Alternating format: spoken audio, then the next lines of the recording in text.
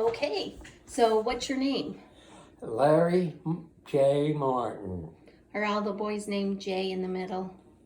Just about. Everybody named their kids after me. Okay. And when were you born? I was born in 1942 on July 11. Uh, uh, July 11th, 1942. So would that be 7-Eleven? That is 7-Eleven, and I get a free icy at 7-Eleven on my birthday. Okay, a free Slurpee. Okay, beautiful. Slurpee. All right. So after you were born, where did you first go to live? I lived on our ranch up in Wyoming, and we lived there for about 4 or 5 years. And you were, and that's the same ranch that you own today? Yes. Okay. So that's been in our family a really long time, huh? Over 100 years, yes. Did we? About 120 years or more. Okay. And did we buy the land? I'm not sure what I this... bought the land from my dad, who bought it from his dad, who bought it from his dad, my great-great-grandpa, who homesteaded part of it, and the other was he bought it. Okay, so we have homesteaders in our past. Uh-huh. Okay, so when you were 4 or 5, you moved to town. Yes, we moved to Evanston. I was born in Ogden, Utah, because they had to bring my mother down there because in the olden days they didn't have no hospitals or doctors, and I was born breech, they called it, upside down. Oh, And so they had to pull me out with instruments. that was very unusual for back in the day. Yes, and I was pretty tore up for months afterward. Alrighty. So then you moved into town. So you would have been 8 or 9 years old when you were living in town. Yeah, mm-hmm. And what did you like to do when you were 8 and 9 years old? Well, I had to work some of the times. I had to go help my dad in the hayfield turning bales, and I had to go help him on the ranch, mending fences and stuff, and irrigating the water. And then when I got older, I had to go to work in the hayfields, doing stuff. So those were your running first tractors jobs? and mowers and stacking baled hay and stacking regular hay. So that's where you learned how to drive? Yes, it is, on a tractor. So just when you were young, you learned Yeah, I was driving tractors when I was Boston's age. Okay. And then, and you also did, you delivered newspapers? And then after that, I got a job delivering newspapers. You had to get up at 4 o'clock in the morning, and I was a little kid then, about 10 or 11, and that was always hard to get up that early and go, and especially when it's snowing and carrying on, and deliver the papers around the town. I had a certain district I had to go, and that was the longest one. And you couldn't cross over the railroad tracks. Right, so I instead of coming across the railroad tracks to come home, I had to go clear back uptown and around almost 3 miles or more to get back home because I wasn't allowed to cross the tracks. Okay. And you have how many siblings? I have a sister and a brother. And your sister's older than you? Yeah, and she is older by about 1.5 years, and my brother is younger than me by about 1.5 years. Okay. And you lived in town, and then what was your next thing, your next job? Oh, they sent me out docking lambs. And What does docking mean? that means cutting their tails and other parts off. Oh, Grandpa. It hurts some. Okay, we're not going to talk about that then. And then, what was the next thing? And then I went to work herding sheep, working in the hay fields, mowing hay and stacking hay. And then I went to work in herding sheep. And I was only about, the first time I went out, I was about 13 or 14, and I had to go out and stay by myself and all alone and herd sheep. And I'd have to get up at 3 o'clock in the morning and go and catch the sheep before the sun come up, or they would wander off and you couldn't find them. Oh, so you would catch them all while they were like asleep or something. Yeah, well, they were still what they called on the bed ground. Otherwise, they were still asleep. And they'd get up right after as soon as the sun come up, they would be up. And I'd have to keep an eye on them or they'd wander off, and then you couldn't find them sometimes. And then the coyotes and dogs and other things would get them. So your job, did you move them around or you just stayed with Yeah, them? and then I had to move them. When they ate all the grass in one place, you had to move them to another place and let them eat the grass there until they eat the grass all the way around your sheep camp. And then you had to move camp. And you had to hook the horses up to the wagon and pull it to a new place. Wow, you are old Grandpa.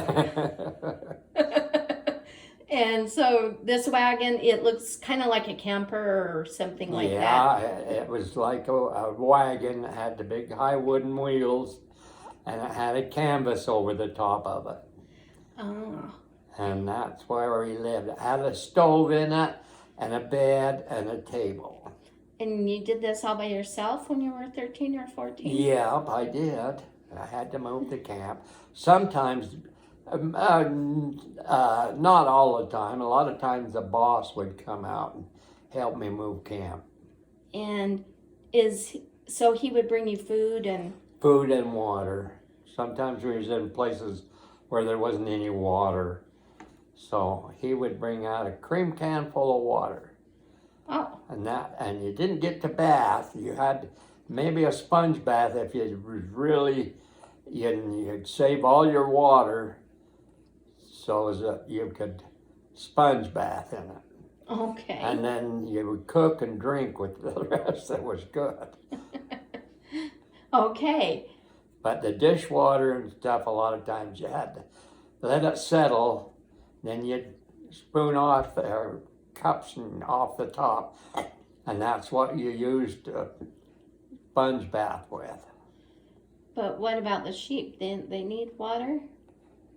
They would haul them water sometimes, but they drank out of the muddy old reservoirs and stuff, water that we couldn't drink. Ah, okay. All right. So then you were growing up.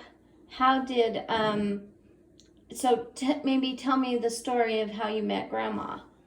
Well, I was herding sheep up in the Hyena Mountains, and I rode my horse down to get new supplies, groceries and stuff. And my daddy was bringing them up to me, up to what they called China Meadows. And I told him that one time, he says, "What do you want me to bring you?" And I said, "Bring me a girlfriend." And I was just teasing. But he brought me a girlfriend anyway. And that was Grandma Peggy. Oh, that was very nice of him. Because you would do that during the summer, go and take care of the Yeah, sheep. and then I went to school in the winter. And then I worked in a service station in the winter time, pumping gas. In those days, nobody pumped their own gas or anything. you pumped that, you had to fill their tank with gas, you had to check all the tires, you had to check their oil, and you had to wash their windshield every time they come in. Well, that seems like quite a job. It was quite a job just to get a tank of gas out of them. Okay. And gas was 29 cents a gallon. Oh, that's pretty cheap, Grandpa. Yeah, nowadays it's $5 or More. more. All right. So you and Grandma got married. That's another. Besides my birthday, another happy day was when we got married on January 20th, 1961. Okay, that's a very important date in your life. Yeah. And we lived together for almost 55 years. And so when you guys first got married, you lived in a trailer. Yeah. You guys didn't have any money because you were just young. All right. I was too young to get married, but I got married anyway. And we didn't have no place to live. We had just a little bit. Peggy had some money left. And she even had to buy the diamond or our wedding rings because I didn't. I had spent all my money on a car. And I didn't know we was going to get married that soon, but we did. And so, anyway, I just picked up jobs here and there, working for construction guys, hauling their stuff away and helping them with their carpentry work, and packing stuff, and running a tar pot for roofing and all that kind of stuff. At some point, you worked for the city, I remember. And yeah, that was before I got married. I worked for the Evanston City Department when I was 16 and drove a truck, drove a big Huff in those days. That was something. But mostly they made us go up and down the alleys because in those days people just threw all their garbage out in the alley. Not house garbage and that, but all their grass clippings and all their old mattresses and all their junk like that, they just threw it out in the alley. And some of it was and dog poop and everything. Mm-hmm. And we had to go up and down the alley and load this into an old 1932 Diamond T truck bed, and that had a high bed on it. We had to throw everything up over the end of that, and then we'd haul it to the dumps, and we had to go up and down all the alleys doing that. And back to driving. What kind of truck did you learn to drive in?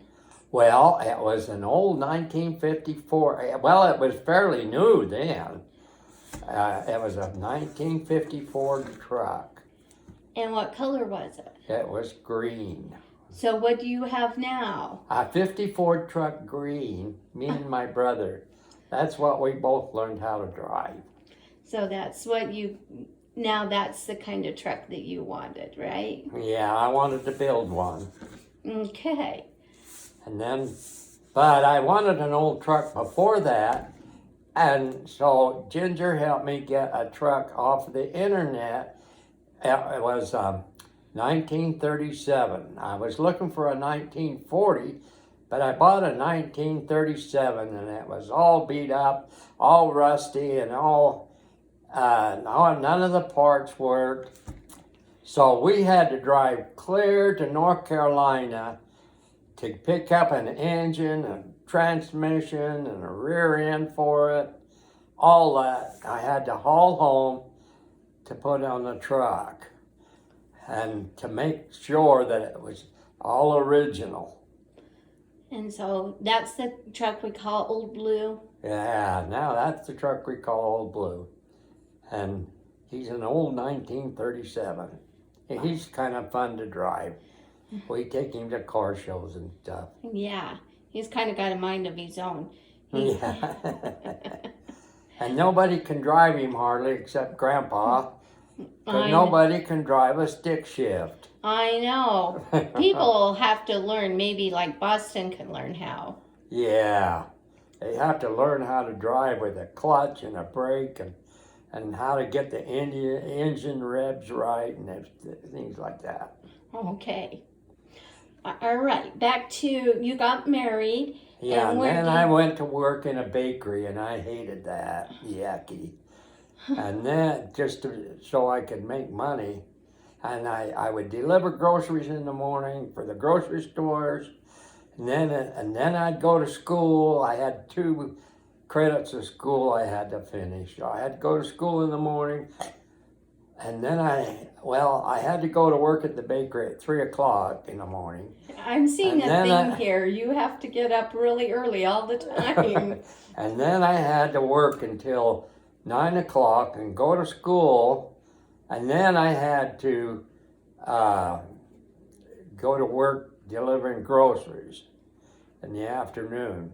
And sometimes I wouldn't get home till 9 and 10 o'clock at night.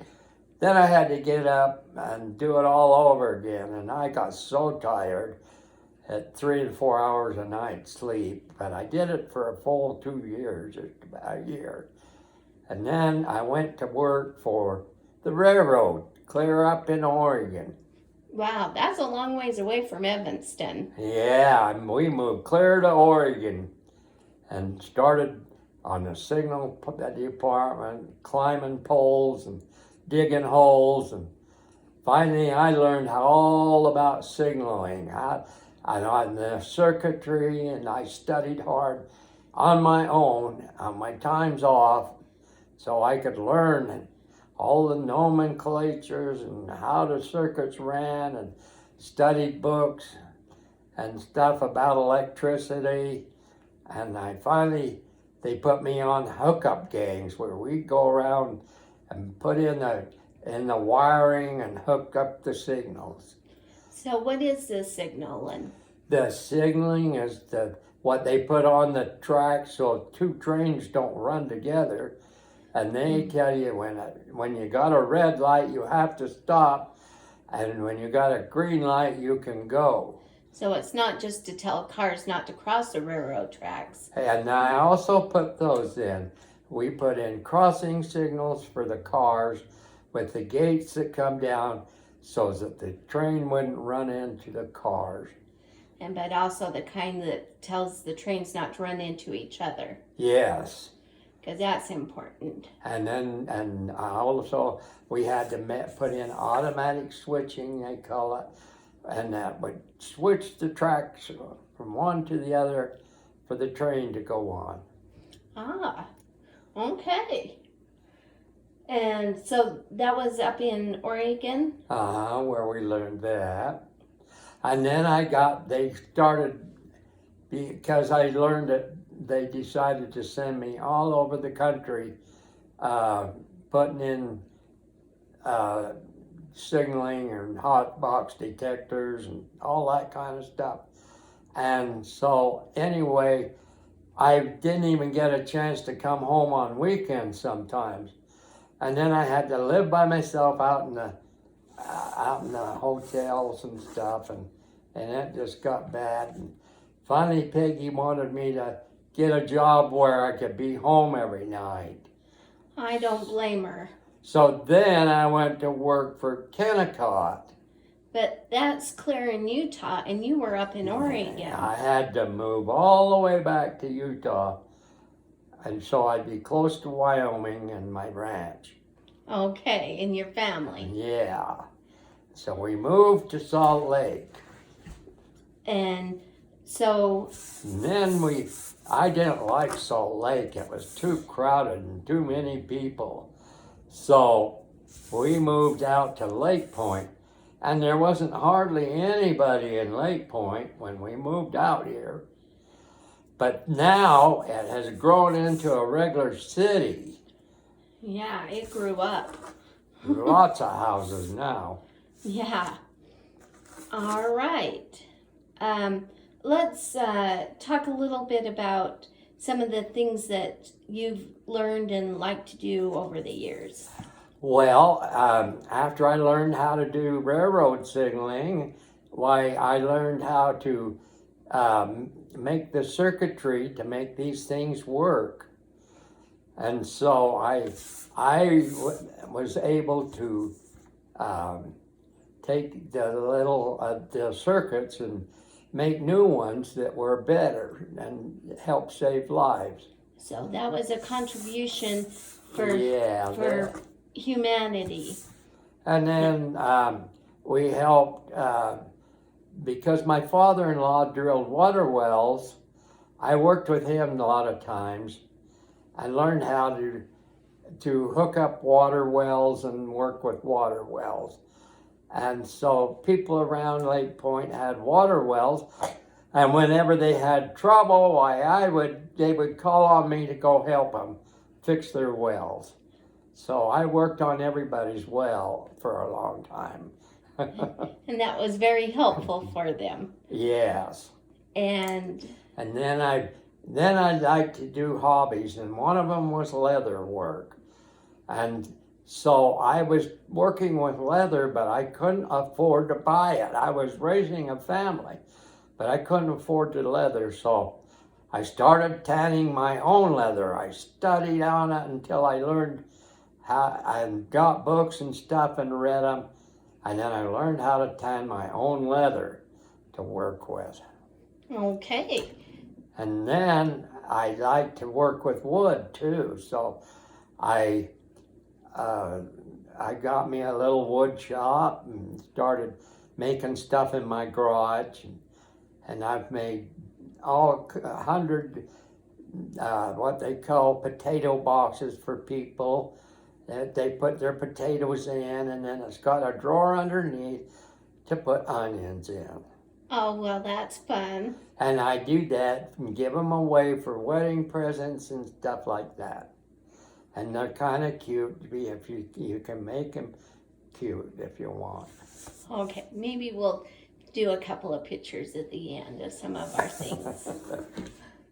And then I made pack saddles because we used to like to take the horses and go to the mountains and fish and do stuff. And so, but I noticed the pack saddles were wearing sores on the horses with the heavy packs on them. So I made a new kind of pack saddle and put a sheepskin and some leather and a sheepskin on it and stuff, and made these pack saddles so it wouldn't hurt the horses. Okay, that was a very nice contribution. Yeah. And I had lots of people wanting them, but I just made a few of them because tanning the leather took a lot of work and a lot of time, so I didn't have time to do that too long. But people clear from Alaska wrote me letters and wanted me to make them for them. Oh, nice. And it seems like I've always known you to, if you wanted to do something or you were trying to figure out a problem, you would read how to do it, or you would sit at the table and kind of draw it out what you were trying to figure out, things that you were. Yes, things I were making or stuff like that. I took mechanical drawing and stuff when I was in school and learned how to draw stuff, furniture and stuff that I might want to build. And so I would sit down and figure out how to do it and what piece would have to go where first and all of that. Then I learned how to through my work on the railroad and the circuitry, I found out that was more complicated than house wiring. So I started wiring houses for people too. And that you were so good and so nice to all your neighbors, you got to be the Grand Marshal of Lake Point. Oh, yeah. In 2018, you were the Grand Marshal of Lake Point Days, and you got to drive your truck and in the parade and everybody waved to you and you were the big guy for that year.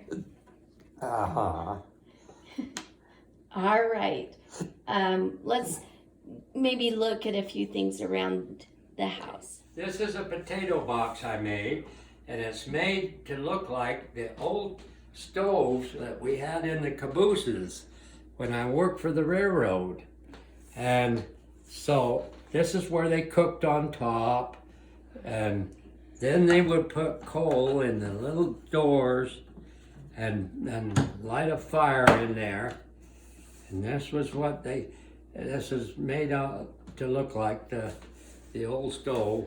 And then down here is the ash drawer where we used to get the ashes out. But we used I made that to put the onions in. So we got the place to put the potatoes in the top and the onions in the bottom. And So you lived in a caboose, Grandpa? I did, in a bump car, they called them. They were kind of like cabooses. They were just railroad cars when I worked for the railroad, and we lived in them. All we had to cook on was a stove just like this. And it kept us warm in the winter. We would have to put our beds right next to it to keep warm. I made. And then it's got his and her side. Okay. And this is the bed. And I made the bed also. It's all made out of oak. And when did you make this? Oh, it's been quite a while ago. About 15 years, 20 years ago. And it's got the little doors and the little drawers, and it's got drawers underneath it. And a plug-in and a... And a plug-in for the clock or a radio. Okay. Very nice. And then this is a blanket holder to put your winter blankets on in the summertime. Okay. And this holds the blankets.